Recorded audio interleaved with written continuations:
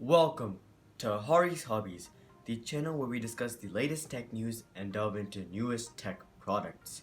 Today, we're taking a look at how the GPU price drop that is coming later this month is actually just a desperate attempt from Nvidia to try to save themselves from the sticky situation that they are in right now.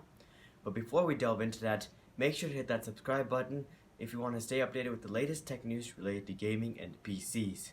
So as you guys all know, GPU prices have been inflated for quite a while now due to the extra demand put on by cryptocurrency miners and the effects of RAM prices and stock shortages. However, at this point, the cryptocurrency mining GPU demand is almost non-existent because most cryptocurrencies aren't even doing well in the first place, and on top of that, it is getting hard to mine them, and most big name cryptocurrencies have ASICs to mine them, which makes GPU mining completely pointless. And as for RAM prices, in the past, we have seen how RAM prices don't really affect GPU prices. In the past, we have seen how RAM prices haven't really affected GPU prices at all. For example, in the holiday season of last year, GPU prices were well below MSRP, but RAM prices were just as bad as they are right now. So as we can see, GPU prices aren't really affected by RAM prices. So as a result, for the past 2 months, there's really been nothing holding back GPUs from MSRP, but despite that, GPU prices have been going down at such a slow rate. If you're interested in the details of why this is exactly happening, then make sure to check out my dedicated video on this phenomenon. But long story short, our willingness to overpay for GPUs is what is allowing Nvidia and retailers to pull off such outrageous pricing. It is not that Nvidia is selling more GPUs than they were before, because indeed their sales are much lower. It's just that the profit that they make on each one is so much higher because of the high price they charge. So in the end, their overall revenue and profit is indeed higher, but their sales are not as high as before. So make sure not to confuse high profit and revenue with their sales amount. While this may have been working for them for several weeks, in the long run, this may have gotten them into a big problem. Nvidia has been telling us for almost 6 months now that they are working very hard to crank up production. And we know that Nvidia's sales aren't doing nearly as well as they were before, especially because of the increased anticipation for the 1100 series. And so if Nvidia isn't lying, then what is happening with all those GPUs? Well, apparently all of them have ended up back at Nvidia.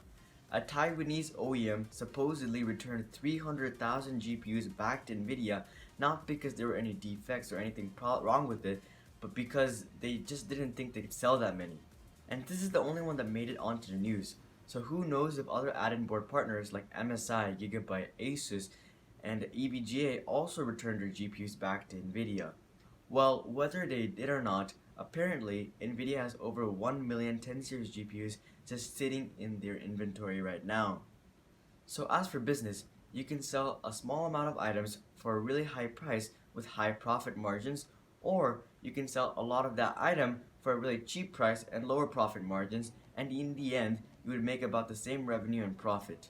And since Nvidia has so much stock of the 10 series, and since the 1100 series is set to launch quite soon, this is most likely why there's a lot of hype surrounding a huge price drop coming later this month.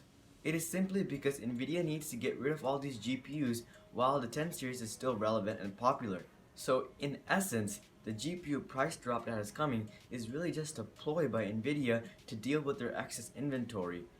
And this is probably why the GTX 1100 series hasn't been announced yet, because Nvidia probably wants to avoid to announce something that will reduce consumers' willingness to buy the 10 series anymore, because they have so much inventory and they need to get rid of it before releasing the 1100 series. So that's the truth behind the upcoming price drop. But whatever the motive is for it, you're still saving money. So should you take advantage of it and buy a 10 series card right now?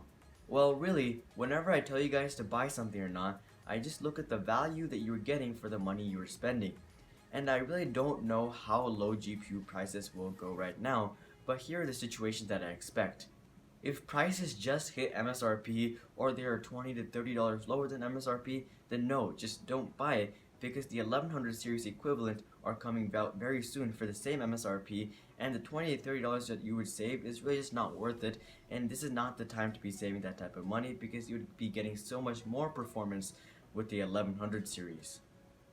However, if you guys find a really good deal that is over $50, preferably even over $70 or $80, and you guys are completely satisfied with the performance that you would be getting, then yes, you should just go ahead and buy it. But otherwise, you guys should really just wait because the 1100 series is really just around the corner, and this is just more proof the 1100 series is coming out, because usually almost outdated products have huge discounts and deals before the new series comes out. But that is just what I think. What do you guys think? Are you guys furious that Nvidia was able to pull off such outrageous pricing for such a long time? Or do you not really care because you were going to buy the 1100 series anyways?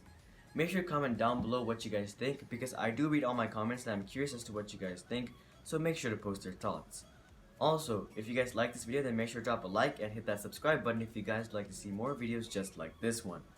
But until next time, bye!